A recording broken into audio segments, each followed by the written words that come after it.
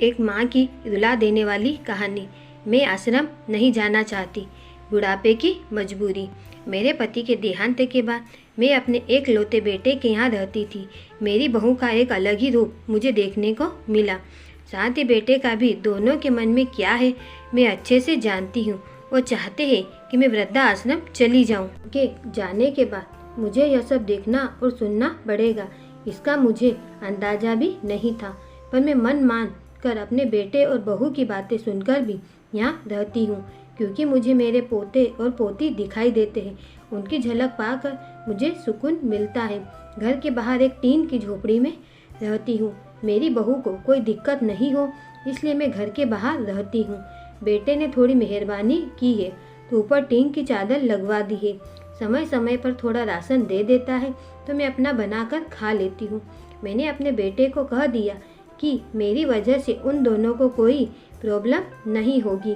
बस मुझे यहीं रहने दे, इसी घर में मुझे मर जाने दे। मैं बस यही चाहती हूँ। मैं अपने आप को खुशकिस्मत समझती हूँ कि मेरे बेटे और बहू कम से कम मेरे लिए इतना तो कर रहे हैं। मेरा बेटा सुबह 9 बजे नौकरी जाता है और बच्चे भी उसी समय स्कूल जाते हैं। फिर शाम को 6 बजे मेरा बेटा वापस आता है। बच्चे 3 बजे आते हैं। उन्हें आते जाते निकलते देख मुझे बड़ा सुकून मिलता है। मेरे पति के दोस्त जब कई दिनों बाद आए, मेरे पति के दोस्त थे, उनकी पत्नी का भी स्वर्गवास हो गया है। उस समय पर वो हमारे घर पर आया करते थे। उनसे हमारे अच्छे रिश्ते थे। उनका घर हमारे घर से थोड़ी दूरी पर था। पैरों में समस्या हो गई थी, ठीक से चल भी नहीं पाते थे। वो बड़े दिनों बाद मेरे यहाँ आए। मुझे उन्हें देखकर अच्छा लगा। उनका हाल भी मेरी तरह ही था। बच्चे अब उनसे भी परेशान थे। आकर मेरे पास अपना दुखड़ा रोते थे और उन दिनों को याद करते थे। बुढ़ापा हम जैसों को बहुत रुलाता है।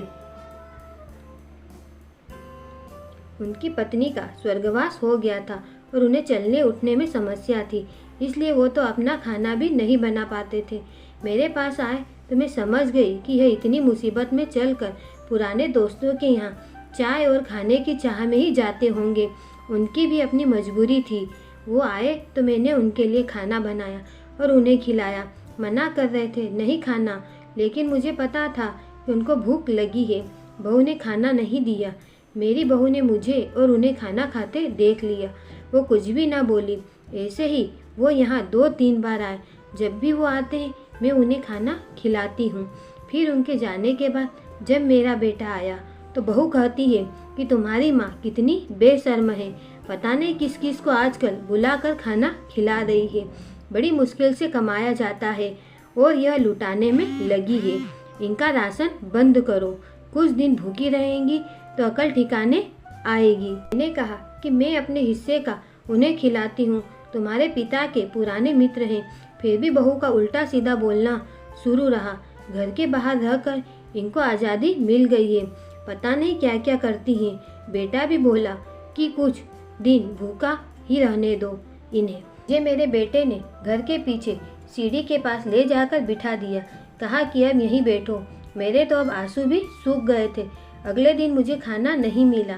मेरे टीन के उस छोटे से कमरे को बहू ने तोड़ दिया। तब मुझे लगा कि अब मैं गलत कर रही हूँ।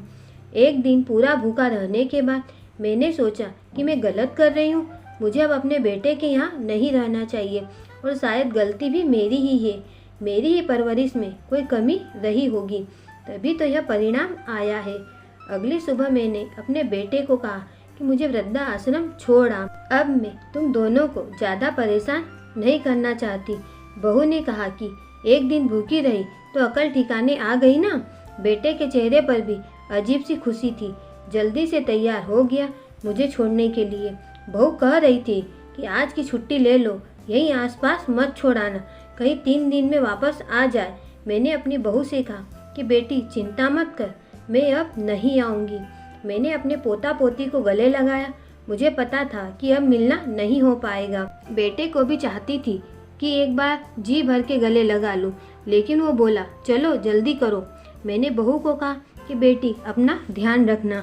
मेरा बेटा मुझे छोड़ आया। वहाँ आकर मैंने देखा कि मेरी तरह कई हैं। थोड़े दिन उदास रहते हैं, फिर सच को स्वीकार कर लेते हैं। अब यहाँ खुश हूँ, कुछ काम भी करती हूँ। मैं चाहती हूँ, कैसा कहूँ, कैसा किसी के साथ ना हो, लेकिन ऐसा कब किसके साथ हो जाए कोई बता नहीं सकता। लेकिन माँ बाप को ऐसे समय के लिए भी तैयार रहना चाहिए। बस बच्चों को पाल कर बड़ा कर दो, उनसे कुछ उम्मीद मत रखो। अगर आपको हमारी कहानी पसंद आई हो तो प्लीज़ वीडियो को लाइक एंड चैनल को सब्सक्राइब जरूर करें। धन्यवाद।